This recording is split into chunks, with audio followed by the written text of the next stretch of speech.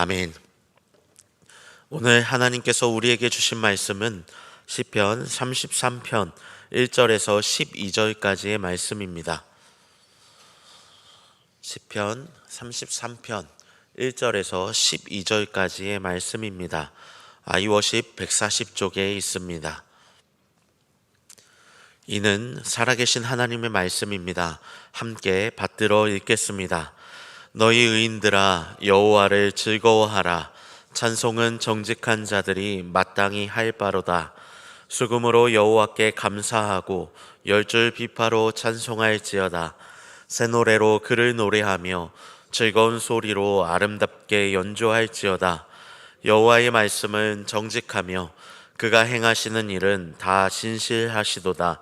그는 공의와 정의를 사랑하시며 세상에는 여호와의 인자하심이 충만하도다. 여호와의 말씀으로 하늘이 지음이 되었으며 그 만상을 그의 입 기운으로 이루었도다. 그가 바닷물을 모아 무더기같이 쌓으시며 깊은 물을 곳간에 두시도다. 온 땅은 여호와를 두려워하며 세상의 모든 거민들을 그를 경외할지어다. 그가 말씀하심에 이루어졌으며 명령하심에 견고히 섰도다. 여호와께서 나라들의 계획을 폐하시며 민족들의 사상을 무효하게 하시도다. 여호와의 계획은 영원히 서고 그의 생각은 대대에 이르리로다. 여호와를 자기 하나님으로 삼은 나라 곧 하나님의 기업으로 선택된 백성은 복이 있도다. 아멘.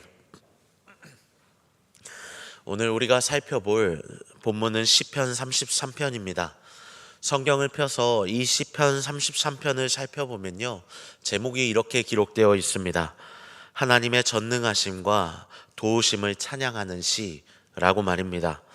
즉 시편 33편은요 하나님을 찬양하는 찬양시다라고 이렇게 구분할 수 있을 겁니다.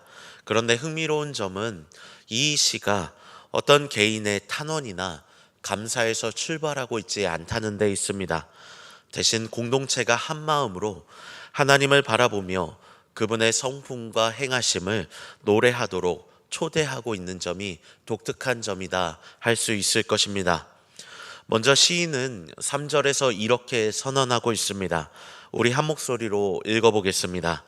새 노래로 그를 노래하며 즐거운 소리로 아름답게 연주할지어다.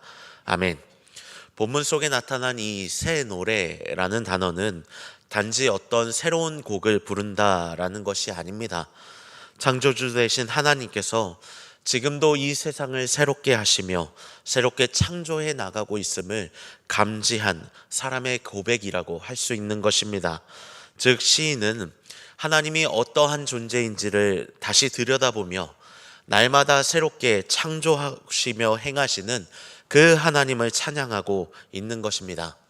이제 이 시인이 고백한 이 새 노래를 기억하며 시편 33편의 이 본문 속으로 더 깊이 있게 들어가 보고자 합니다.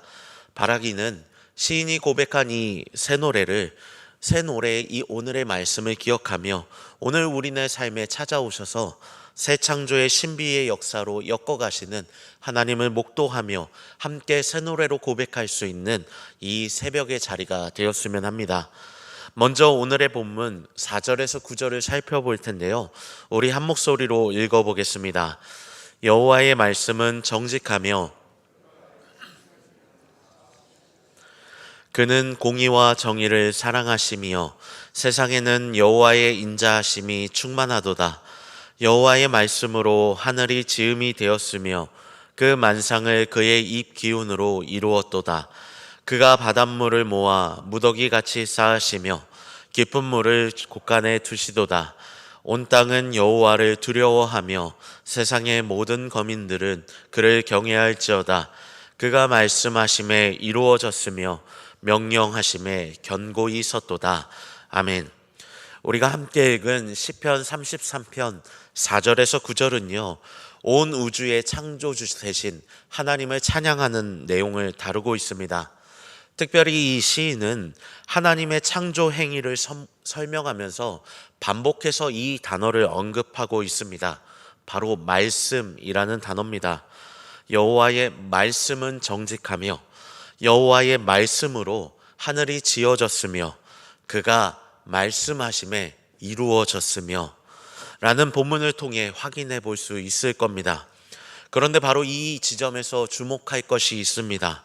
시편 전체 가운데 말씀에 의한 창조, 곧 무에서부터 새로운 세계를 여시는 말씀을 통한 창조 행위를 분명하게 언급한 시가 이 시편 33편이 유일하다라는 사실입니다. 많은 시편이 하나님의 창조를 이야기하지만 말씀하심에 이루어졌다라는 내용을 직접적으로 드러내는 시는 없기 때문에 그렇습니다. 그만큼 시인은요, 말씀의 능력을 통해 하나님께서 어떻게 이 세상을 창조하셨는지를 깊이 인식하고 고백하고 있다라는 것을 살펴볼 수 있을 것입니다. 창세기 1장에서도 마찬가지로 하나님께서는 말씀으로 이 세상을 창조하셨습니다. 빛이 있으라 라고 명하셨을 때 빛이 생겨났던 것처럼 말입니다. 아무 형태도 없고 아무 생명도 없는 그 혼돈 속에서 하나님의 말씀 한마디가 새로운 창조를 불러일으켰던 것입니다.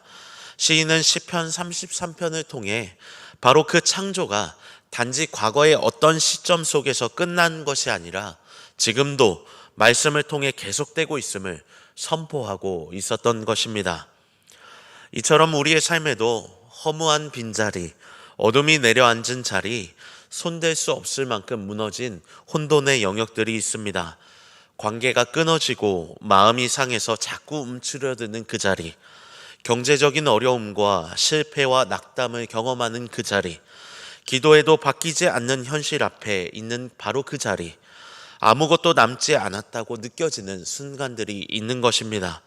그러나 오늘 시인은요, 바로 우리가 경험하는 그 자리, 아무런 소망이 없는 그곳에서 시작되는 하나님의 새로운 창조를 증언하고 있는 것입니다. 사랑하는 성도 여러분, 하나님의 말씀이 임하면 새 창조가 시작됩니다. 빛이 없던 곳에 빛이 생겨난 것처럼 말입니다. 그래서 우리는 새 노래를 부를 수 있습니다. 상황 때문이 아니라 말씀이 우리 안에서 새 창조를 일으키고 있기 때문입니다. 그러니 여러분, 비록 오늘 우리네 삶 속에 보이지 않는 것처럼 느껴지는 것이 있다면, 혼돈의 자리, 무너진 자리가 있다면 다시 하나님의 말씀을 통해 새로운 창조의 역사가 이루어질 것임을 믿음으로 고백할 수 있게 되길 바랍니다. 아직 답이 보이지 않아도 하나님의 일하고 계심을 신뢰하며 나아갈 수 있는 저와 여러분이 되었으면 합니다.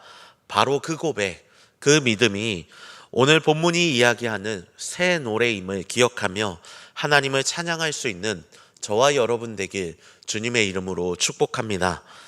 계속해서 오늘의 본문 10절에서 12절 말씀인데요, 우리 한 목소리로 읽어보겠습니다. 여호와께서 나라들의 계획을 폐하시며 민족들의 사상을 무효하게 하시도다. 영원히 서고 그의 생각은 대대에 이르리로다. 여호와를 자기 하나님으로 삼은 나라, 곧 하나님의 기업으로 선택된 백성은 복이 있도다. 아멘. 4절에서 9절까지는 새로운 창조를 여시는 하나님에 대해서 선포했다면, 창조주 되시는 하나님에 대해서 언급했다면, 이제 시인은요 10절에서 12절에서는 역사의 주권자 되시는, 주관자 되시는 하나님에 대해 선포하고 있습니다. 이 시인이 살았던 당시 고대 사회는요, 강대국들이 군사력과 또 외교 전략을 통해 당시 나라의 패권을 차지하곤 했습니다. 그렇기에 수많은 계획들, 수많은 전략들이 필요했던 것입니다. 오늘날도 그와 별반 다르진 않습니다. 여러 가지 계획들과 치밀한 전략들이 필요하기 때문에 그렇습니다. 그러나 오늘 시인은요, 시편 33편에서 분명하고 명확하게 선언하고 있습니다. 아무리 사람의 전략이, 계획이 치밀하다 할지라도 하나님이 허락하지 않으시면 영원히 설 수 없다라는 것을 말입니다. 그런데 이것은 크게 바라보았을 때만 적용되는 계획만을 의미하진 않습니다. 우리네 삶에서도 마찬가지이기 때문에 그렇습니다. 우리는요, 이 세상을 살아오면서 여러 가지 계획을 치밀하게 세우며 살아왔습니다. 학업과 직장, 또 결혼과 가정, 자녀 문제 등 다양한 문제들을 앞에 두고 여러 가지 가능성을 저울질하며 수많은 선택지 앞에서 가장 최선의 선택들을 해왔습니다. 하지만 우리는요, 계획을 세움과 동시에 우리의 계획대로 되지 않는 수많은 것들을 목도하곤 했습니다. 그래서 우리 모두는 이미 알고 있는 것입니다. 11절의 말씀, 여호와의 계획은 영원히 서며 그의 생각은 대대에 이르리로다. 아멘.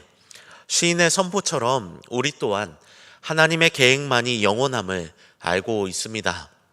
하지만 막상 현실에 놓이게 되면 눈앞에 보이는 것들에 휘둘리며 다른 사람들이 이야기하는 것에 귀 기울이며 계속해서 흔들리는 것이 우리네 인생이라 할 수 있을 겁니다. 그런 우리를 향해 12절에서 시인은 이렇게 선언해 주고 있었던 겁니다. 여호와를 자기 하나님으로 삼은 나라, 곧 하나님의 기업으로 선택된 백성은 복이 있도다 라고 말입니다. 비록 인간의 계획이 영원한 것처럼 보인다 할지라도 하나님의 계획만이 영원함을 기억하며 그 하나님을 자기 하나님으로 고백하는 사람, 바로 그 사람이 복되다라고 시인은 선언하고 있는 것입니다. 그러니 여러분, 우리의 삶 속에서 깨어지는 나의 계획이 아니라 하나님의 계획만을 붙잡을 수 있게 되길 바랍니다. 하나님의 계획을 붙잡는다는 것은 우리의 욕망에서 출발하는 것이 아니라 4절에서 5절에서 시인이 이야기했던 것처럼 하나님의 말씀이 이루어지는 것, 곧 정의와 공의가 임하는 것, 그리고 하나님의 인자하심, 즉 헤세드가 펼쳐져 가는 것을 의미한다고 할 수 있을 겁니다. 쉽게 설명하면 하나님 사랑, 이웃 사랑이 펼쳐져 가는 것이며 하나님의 품을 경험한 우리가 하나님의 품을 전해주는 것이다 할 수 있을 겁니다. 그러니 여러분, 이 말씀 앞에서 우리의 계획을 비춰보며 우리네 삶을 한번 돌아보게 되길 바랍니다. 혹여나 우리 삶에 수많은 선택지 앞에서 우리의 욕망이 먼저 앞서고 있다면 용기 있게 우리의 뜻을 내려놓고 주님의 뜻을 붙잡게 되길 바랍니다. 우리의 계획을 내려놓고 주님의 계획만을 붙잡으시길 바랍니다. 그렇게 우리가 주님의 계획을 신뢰하며 나아갈 때 비로소 하나님의 계획이 영원히 서게 될 것임을 목도하며 찬양하게 될 것임을 믿고 나아갈 수 있는 저와 여러분 되길 주님의 이름으로 축복합니다. 이제 말씀을 정리하겠습니다. 오늘 시편 33편을 통해 시인이 말하는 새 노래는 기적이 눈앞에 나타났기 때문에 부르는 찬양이 아니었습니다. 비록 지금 당장 눈앞에 보이지 않는다 할지라도 하나님께서 지금도 새 창조를 이루신다는 믿음으로 고백한 찬양이었습니다. 이처럼 우리 인생의 빈 공간에도 하나님께서 말씀으로 새 창조를 일으키심을 기억할 수 있게 되길 바랍니다. 또한 시인이 말하고 있는 새 노래는 우리의 계획이 이루어져서 부른 고백이 아니었습니다. 영원히 변하지 않는 하나님의 계획, 그 계획을 신뢰하며 부르는 고백이었습니다. 그러니 여러분, 그 믿음의 고백을 함께 올려드릴 수 있게 되길 바랍니다. 비록 지금 당장은 보이지 않는다 할지라도, 그것이 실패처럼 다가온다 할지라도 하나님의 계획이 영원하다는 이 말씀을 기억하며 담대히 나아갈 수 있는 믿음의 사람들 될 수 있게 되길 바랍니다. 이 새벽 그렇게 우리의 입술을 통해 올려드리는 찬양과 기도가 또 이 고백이 하나님께서 기뻐 받으시는 새 노래가 될 것임을 기억하고 나아갈 수 있는 저와 여러분 되길 주님의